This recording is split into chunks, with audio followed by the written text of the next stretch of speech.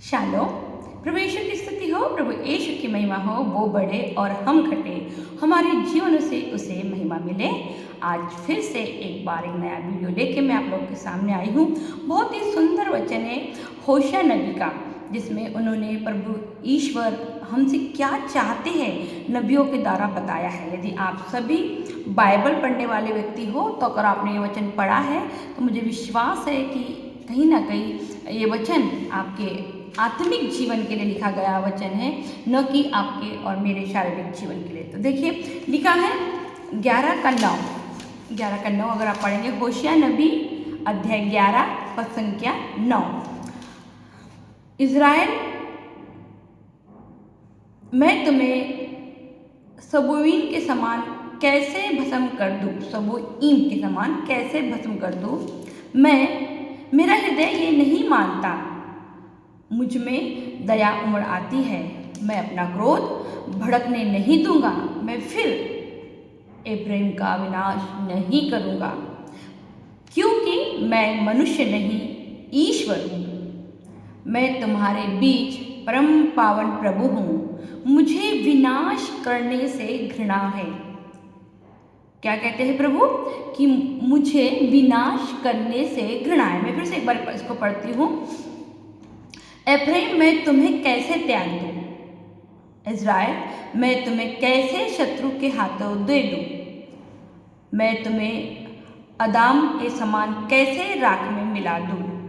मैं तुम्हें सबूईम के समान कैसे भस्म कर दूँ? मेरा हृदय यह नहीं मानता, मुझ में दया उमड़ आती है। मैं अपना क्रोध भड़कने नहीं दूंगा, मैं फिर एफ्राइम का विनाश नहीं करूँगा, क्योंकि मैं मनुष्य नहीं ईश्वर हूँ। मैं तुम्हारे बीच परम पावन प्रभु हूँ, मुझे विनाश करने से घृणा है।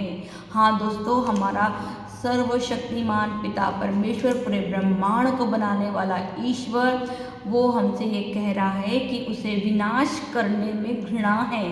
क्यों उसे घृणा है? क्योंकि उसने सब कुछ की उत्पत्ति इसलिए की कि सब कुछ का अस्तित्व बना रहे। अफसोस इस बात का है कि मनुष्य के पापों के कारण प्रभु को ये सब क्या करना पड़ रहा है? विनाश करना पड़ रहा है। आज आपको और मुझे ईश्वर के मन में क्या है ये झांक के देखने की बहुत ज़्यादा ज़रूरत है दोस्तों।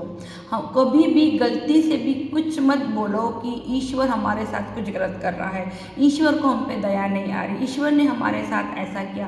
प्लीज़ मेरे दोस्तों, ऐसा कभी भी मत कहो, क्योंकि हमारा ईश्वर कभी भी हमारा विनाश करने में उसका कोई योगदान नहीं है। अगर हम आज विनाश हो रहे हैं या हमारा पतन हो रहा है, हमारे जीवन में बीमारियां हैं, गरीबी है, परेशानियां हैं, ये सब का रिश्ते टूटे हुए हैं, इन सब का कारण एक ही है और वो है हमारे अंदर पनपने वाला हमारा पाप, जिसे आप और मैं स्वीकार करना नहीं चाहते। क्योंकि परमेश्वर ने तो अपने मन की इच्छा यहाँ बता दी है कि मैं मनुष्य नहीं ईश्वर हूँ, और एक बड़ा व्यक्ति कभी भी छोटे व्यक्ति को नाश करने में इंटरेस्टेड नहीं रहता। हाँ, एक पावरफुल व्यक्ति दूसरे पावरफुल व्यक्ति को नाश करना चाहेगा, लेकिन एक पावरफुल व्यक्ति कभी भी कमज़ोर व्यक्ति को नाश नहीं करना चाहता, और हम उसके हाथों की बनाई हुई रचना है, तो वो कैसे आपको और मुझे नाश करना चाहता है। हाँ दोस्तों, हमारा नाश अगर हो रहा है या होगा फ्यूचर में, तो उसका सिर्फ एक कारण है, क्योंकि हमने ईश्वर के मन की इच्छा पूरी नहीं की। हाँ दोस्तों, हम सब इस बात पे विश्वास करते हैं कि यीशु मसीह ईश्वर का पुत्र था, वो संसार में आया था, वो हमारे लिए मारा गया, गाड़ा गया और तीसरे दिन जी उठा।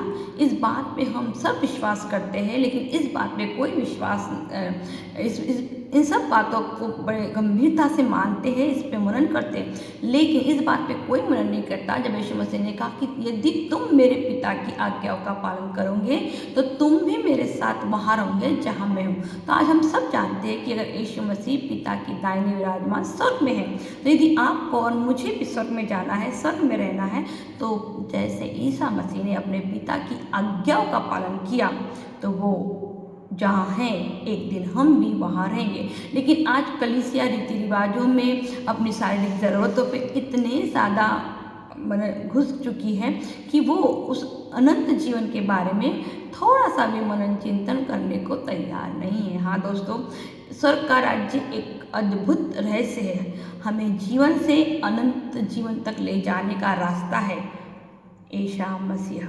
लेकिन वो रास्ता इतना आसान नहीं है, उसके लिए आपको और मुझे दूसरों के जीवन से अलग जीवन जीना पड़ेगा। हाँ दोस्तों, आज जो कलीसिया जो जीवन जी रही है वो दूसरों की बुराइयों से कंपटीशन कर रही है। वो कहती है कि यदि उसने अपनी ज़मीन का टुकड़ा ले लिया तो मैं भी ज़मीन के टुकड़े में बढ़ा लूँगी, यदि उसने नल का इलेक्ट्रिसिटी चुराया तो मैं भी इलेक्ट्रिसिटी चुरा लूँगी, वो मोटी है तो मैं भी मोटी हो जाऊँगी, उसने कलीसिया उन्होंने यदि चोरी किया है तो मैं भी चोरी कर लूँगी, अगर वो एक बड़ा घर बनाना चाहता है तो मैं भी बड़ा घर बनाऊँगा, वो बड़ी कार खरीदना चाहता है तो मैं भी खरीद। तो हमारा कंपटीशन किससे?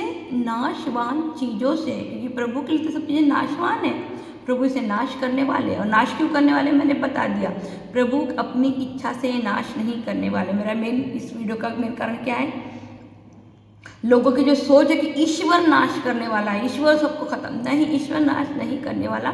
हम उसको मजबूर करने वाले हैं कि सब क्या कर दे, तू खत्म कर दे, नाश कर दे, क्योंकि यदि उसने नाश नहीं किया तो पाप इतना ज़्यादा इस धरती पे बढ़ जाएगा, गंदगी इतनी ज़्यादा इस धरती पे हो जाएंगी कि जो धर्मी लोग हैं वो यहाँ पे घुट घुट के मर जाएंगे, प्रभु की सारी सृष्टि एक गंदगी से भर जाएंगी। इसलिए उसकी मजबूरी बन गई है कि बुरे लोगों का उसको नाश करना पड़ेगा। हाँ दोस्तों, ये उसकी इच्छा नहीं है, लेकिन वो अपनी उन लोगों को उन अच्छे लोगों को बचाना चाहता है। कहीं ऐसा ना हो कि इन लोगों के बीच में रह के हम कुछ अच्छे लोग भी गंदे हो जाए, गलत हो जाए और धार्मिकता के रास्ते पे चले जाए। हमारा ईश्वर हमें नाश करना नहीं चाहता, उसे हमें नाश करने से घृणा है, क्योंकि वो मनुष्य नहीं ईश्वर है। यही है। और क्या है, देखो कितना सुंदर बात ईश्वर कह रहे हैं, क्योंकि मैं मनुष्य नहीं ईश्वर हूँ, मुझ में दया उमड़ आती है, मेरा हृदय ये नहीं मानता। ईश्वर का हृदय हमें नाश करने की बातों पे नहीं मानता, मुझ में दया उमड़ आती है। क्यों दया उमड़ आती है? और इसलिए मैं अपना क्रोध क्या करता हूँ, भड़कने नहीं दूंगा। मैं अपनी दया की वजह से अपना क्रोध क्या करूँगा, भड़कने नहीं दूंगा। लेकिन इसका मतलब ये नहीं है दोस्तों कि ये दिन कभी नहीं आएगा।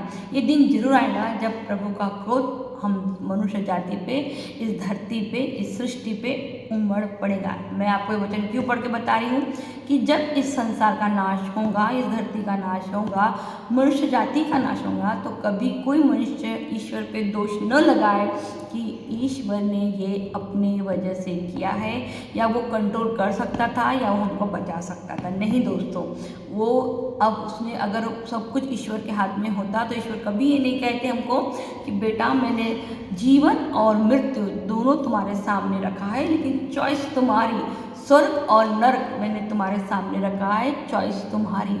हमारा ईश्वर हमें आज़ादी प्रोवाइड करता है, और हमारी ये आज़ादी ही हमें डिसाइड करना है कि हमें इसे किस ओर ले जाना है, नरक की ओर या स्वर्ग की ओर। क्या कैसा जीवन हमें संसार में जीना चाहते हैं। आपका अच्छा कपड़ा, आपका अच्छा खाना, आपका अच्छा रहन सहन, आपका अच्छा घर, आपका अच्छा फर्नीचर, आपकी अच्छी अच्छी गाड़ियाँ, ये सब प्रभु के नज़र में नाशवान है, और एक ना एक दिन ये सब को प्रभु क्या कर देंगे, डिस्ट्रॉय कर देंगे। और इसमें से एक रुपये, एक ग्राम सोना भी अपने साथ आप यदि स्वर्ग राज्य में जाना चाहते हो तो नहीं लेके जा सकते। क्यों? कि मैंने पहले भी कई बार इस बात को बताया है कि इस संसार की कोई भी चीज़ उस संसार में वैलिड नहीं है।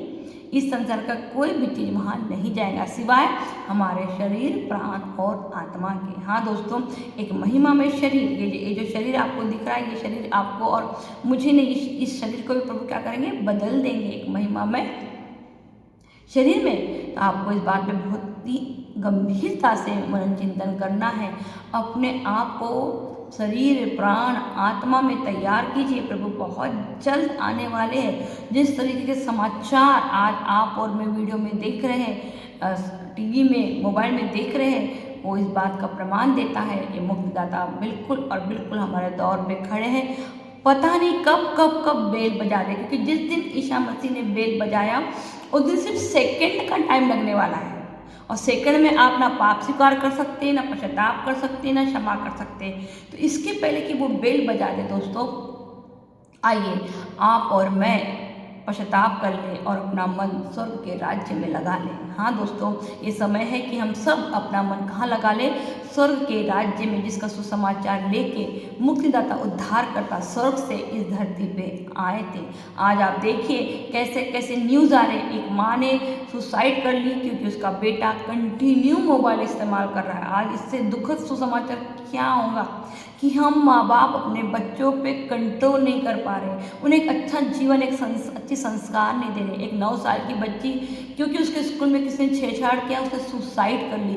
वो 9 साल की बच्चे को सुसाइड का मतलब पता क्या चला कि ऐसा बिल्डिंग से कूद के मरना चाहिए। ये सब हमारे टीवी और मोबाइल और हमारे इंटरनेट की दुनिया का खेल है, प्रभु का खेल है, जो आप और मैं नहीं जानते। आज हम हमारे बच्चों को हम अपने कंट्रोल में नहीं रख सकते क्योंकि हमने उन्हें इंटरनेट का एक शैतान उनके हाथों में दे दिया है। कैसे पता चला बच्ची को कूद जाऊंगी तो मैं मर जाऊंगी? या कैसे पता चलता है बच्चों को हाथ काटने से मर जाते हैं? कैसे पता चलता है बच्चों को कि फांसी रस्सी से? ये सब उनको मालूम कहाँ से पता चला? क्योंकि किसी माँ बाप ने तो उनको ट्रेनिंग नहीं दी होगी, किसी स्कूल में तो ये सिखाया नहीं गया होगा, तो किसने उनको बताया?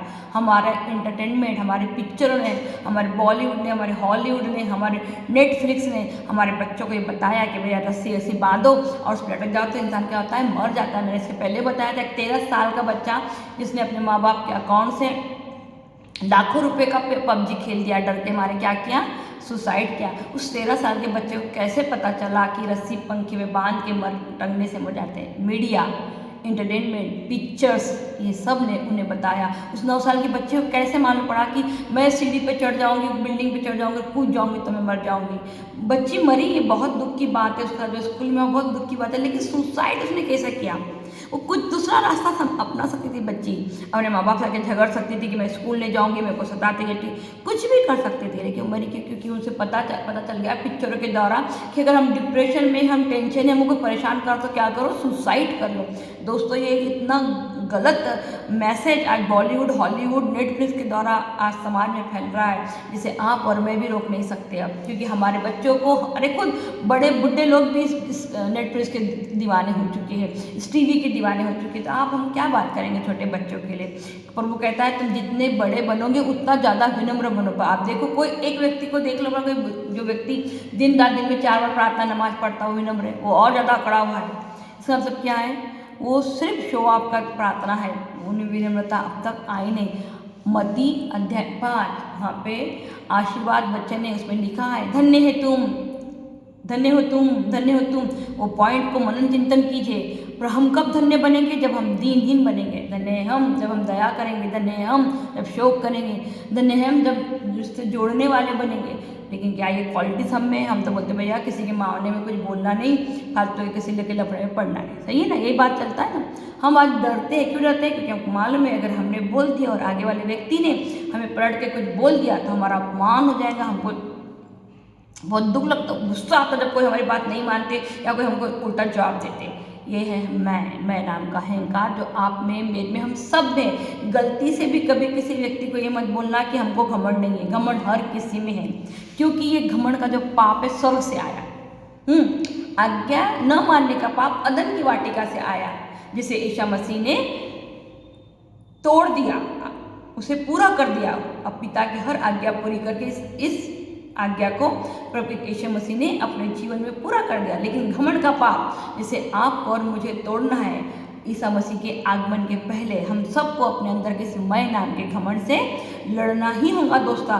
तभी हम पिता के हृदय में क्या है वो जान पाएंगे। यदि हमने हमारे अहंकार को, हमारी ज़िंदगी की लाइफ स्टाइल को अपने ऊपर हावी होने दिया तो चाहे वो कुछ भी हो जाए, आप और मुझे कोई नहीं बचा पाएगा पिता के क्रोध से। हाँ दोस्तों, हमारा ईश्वर पूरे ब्रह्मांड को बनाने वाला ईश्वर है। वो छोटी छोटी बात पे आपको और मुझे नरक में नहीं डालेगा, क्योंकि किसी मैंने पहले बताया, फिर बोलती हूँ कि किसी विधवा ने सफ़ेद साड़ी पहनी और किसी ने नहीं पहनी तो कलर साड़ी पहन ली करके उसको नरक में डालेगा, और जिसने वाइट पहनी उसको स्वर्ग में नहीं। किसी ने सर ढाका, किसी ने नहीं ढाका, तो सर ढाकने वाले को स्वर्ग में नहीं डालने वाले। किसी ने मांग भरा, किसी ने मंगलसूत्र पहना। इन सब बातों से हमारे उस महान महान महान ईश्वर को कोई फर्क नहीं पड़ता। ये हमारी शारीरिक सजावट की ये है आभूषण, इसे आप कीजिए, लेकिन ये आभूषण आपके और मेरे लिए पाप का कारण नहीं बनना चाहिए। आप इसके दीवाने नहीं होना चाहिए। यार मेरी अंगूठी कहाँ गई, अरे मेरा मंगलसूत्र कहाँ गया, अरे मैंने मांगने भूली, ये सब आपको इसके आपको आदी नहीं होना है। हाँ ठीक है, इट्स ओके, आपको तैयार होना है, करना है, कभी आप कीजिए, लेकिन इसके बिना अगर आप परेशान हो जा रहे हैं, इसके बिना आप हाइपर हो जा रहे हैं, आप पूरे घर को सर पे उठा ले रहे हैं, वो चीज़ कोई भी हो सकती है। आपकी एक कप चाय हो सकती है, आपका एक कपड़ा हो सकता है, आपका एक रुमाल हो सकता है, कोई भी एक चीज़ जो आपको नहीं मिलती और या आप जिसके बिना रह नहीं सकते, ऐसी हर कोई चीज़ आपके और मेरे लिए पाप का कारण न बनने पाए। यही हमारे पिता ईश्वर की इच्छा है बताने का पाए। इसलिए प्रभु ने कहा मन फिराओ, मन फिराओ। मन फिराने का मतलब क्या, ऐसी कोई भी चीज़ जो हमारी कमजोरी बन रही है उस चीज़ से हमको क्या करना है, मन फिराना है और उस चीज़ पे लगाना है जिससे हम आत्मिक रूप से स्ट्रांग है। एक्चुअली बोल तो कलीसिया इतनी आत्मिक रूप से कमज़ोर है और इसका सबसे बड़ा नतीजा है ये लड़ाई झगड़े, परिवारों का टूटना, छोटे छोटे एक घर में 10 जने और 10 के 10 कोई किसी से बात नहीं करता, क्योंकि सब में घमंड बढ़ा हुआ है मैं नाम का। हम मोबाइल में तो घंटों घंटों बात करने में इंटरेस्टेड है, लेकिन आमने सामने बैठ के हम कोई हंसी मजाक नहीं करते, हम कोई बातचीत नहीं करते, क्योंकि इसका कहीं ना कहीं कारण हम आप भी है, क्योंकि हमने सबको क्या कर दिया है, अपने अपने इस परिस्थिति सबको छोड़ दिया है कि भाई नहीं सुनते नहीं मानते तो क्या करना, जो जैसा पढ़ा है वैसा ही पढ़ेगा। लेकिन आप अगर वचन पढ़ोगे तो वचन में लिखा है कि मेरी आत्माओं को बचाओ। तो ये किसकी आत्मा है जिसको आपको और मुझे बचाना है? ये कौन आत्मा को क्योंकि जो भी बच्चा इस संसार में आया है वो शारीरिक रूप से भले आपका और मेरा हो सकता है, लेकिन वो आत्मिक रूप से ईश्वर का बच्चा है। तो हमको और आपको मिलके हमारे ईश्वर के उस आत्मिक बच्चे को बचाना है, इसलिए उसको डिस्टर्ब करना है।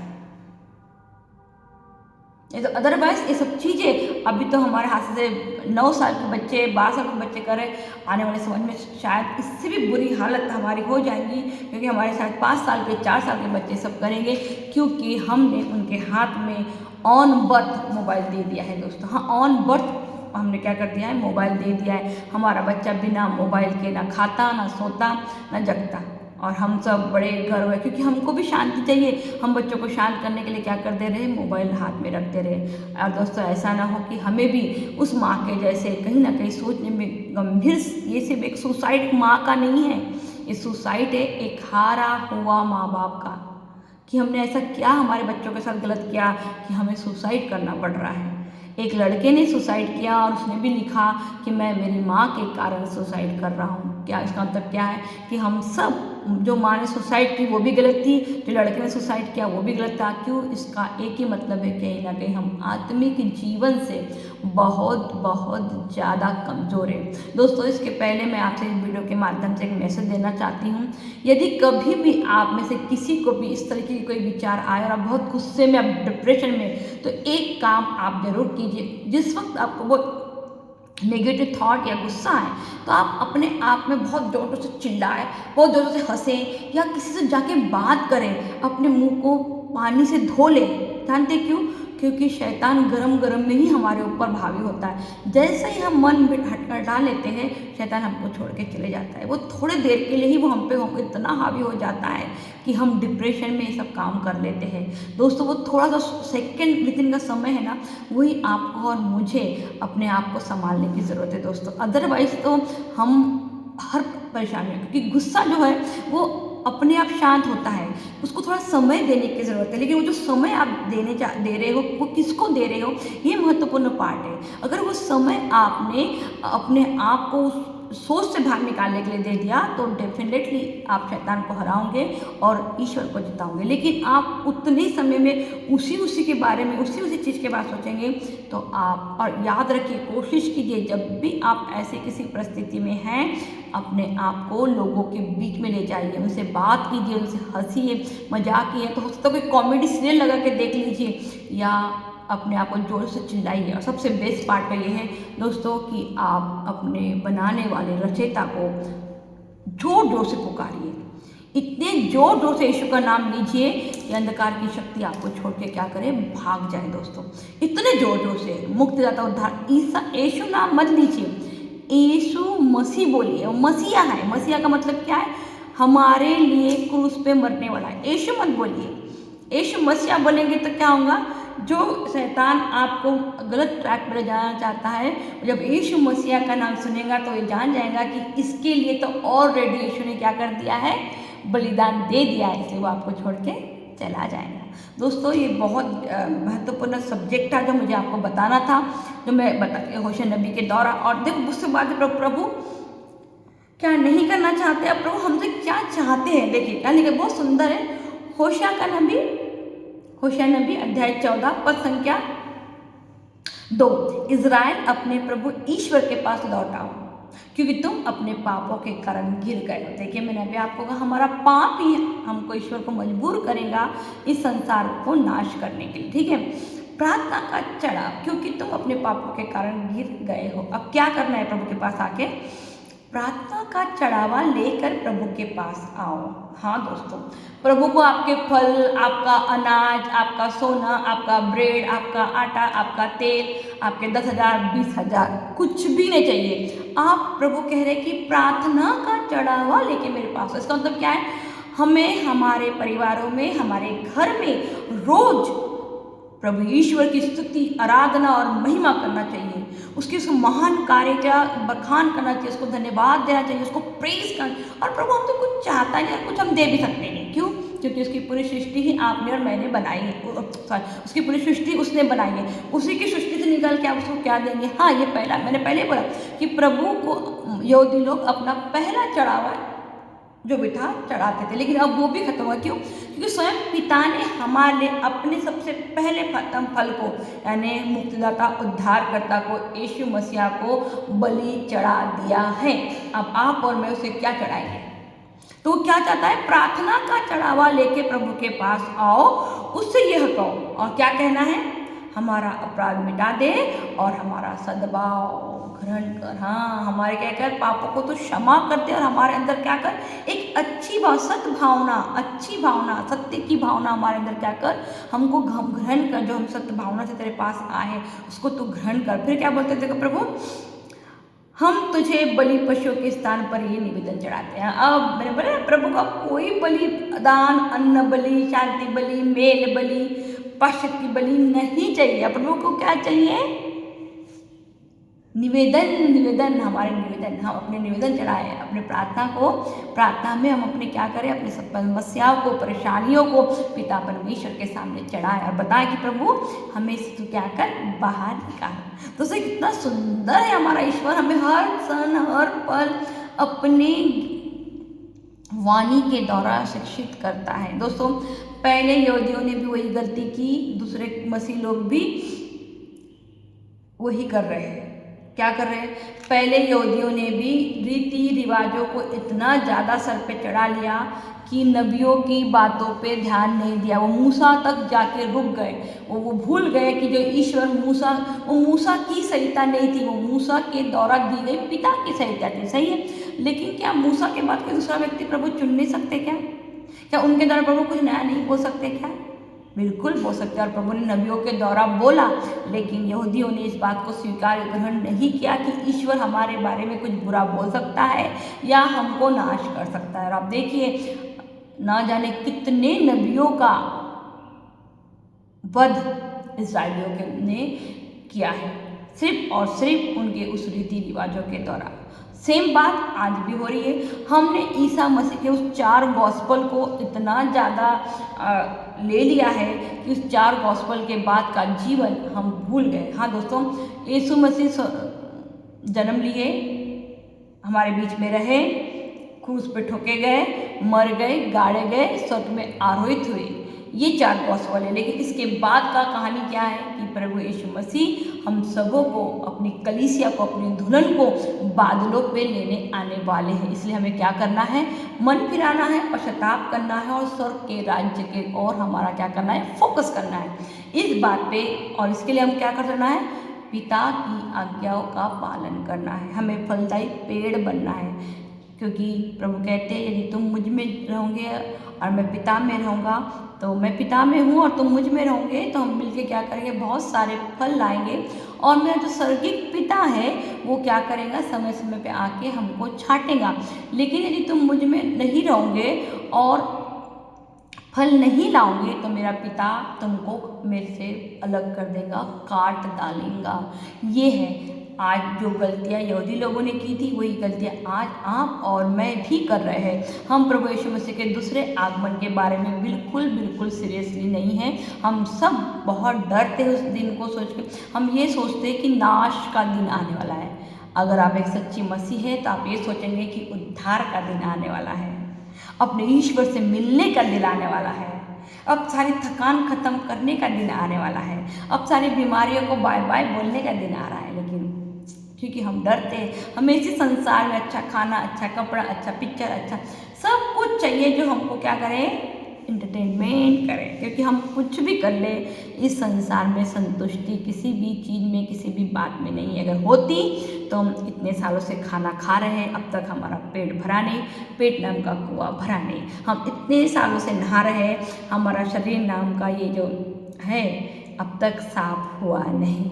सही है दोस्तों, हम इतने दिनों से महंगे महंगे कपड़े पहन रहे हैं, पर अब तक हम इन कपड़ों से संतुष्ट हुए नहीं। इस बात का प्रमाण है कि संसार में हम चाहे जो कुछ भी कर लें, इस संसार के किसी भी वस्तु में कोई भी संतुष्टि नहीं है। तो दोस्तों देखिए आगे प्रभु क्या कहते हैं, प्रार्थना का चढ़ावा लेके प्रभु के पास आओ और उससे ये कहो, हमारा अपराध क्षम मिटा दे और हमारा सद्भाव ग्रहण कर, हम तुझे बलि पशुओं के स्थान पर ये निवेदन चढ़ाते हैं। क्यों, हम फिर कभी और क्या कहना है हमको कि अब हम कभी भी अपने घोड़ों पर भरोसा नहीं करेंगे, अपने हाथों की बनाई हुई मूर्ति नहीं कहेंगे कि तू हमारा ईश्वर है। प्रभु तू ही अनाथ पर दया करता है। हाँ, हमारा ईश्वर ही हम पे दया करेगा।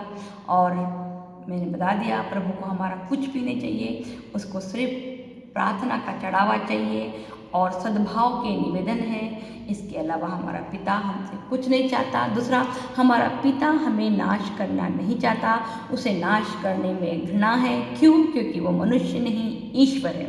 और ईश्वर होने के नाते और सब कुछ के रचयिता होने के नाते कोई भी रचयिता अपनी रचना को नाश करना नहीं चाहता।